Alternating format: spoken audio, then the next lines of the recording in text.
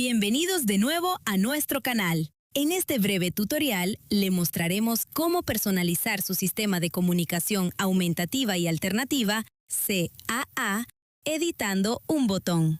Nuestros vocabularios están diseñados para ayudar a las personas que usan CAA a obtener acceso a una gran cantidad de vocabulario. Sabemos que cada persona es única y que también necesitarán personalizar su vocabulario en sus dispositivos. Por eso, personalizar su vocabulario es esencial. En este ejemplo, vamos a editar un botón en un archivo de vocabulario LAMP Words for Life, pero los pasos son los mismos para todos los archivos. ¿Cuál es un punto bueno para empezar? Comencemos con su nombre. Vamos a personalizar el botón Mi nombre es. Para comenzar, abre el menú de la barra de visualización del habla. Seleccione Modo de edición.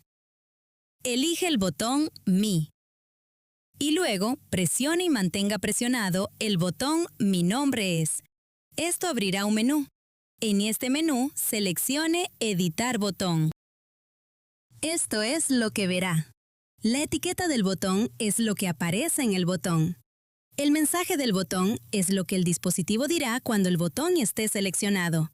Para este tutorial, vamos a personalizar el mensaje del botón. En el campo Mi nombre es, escriba su nombre al final del mensaje. Presione Next y luego Done. Para cambiar la imagen en el botón, tiene algunas opciones. Puede usar la cámara para tomar una foto. ¿Siente timidez frente a la cámara? No hay problema. Puede encontrar una imagen si elige Encontrar, o puede dejar la imagen igual. Es lo que prefiera.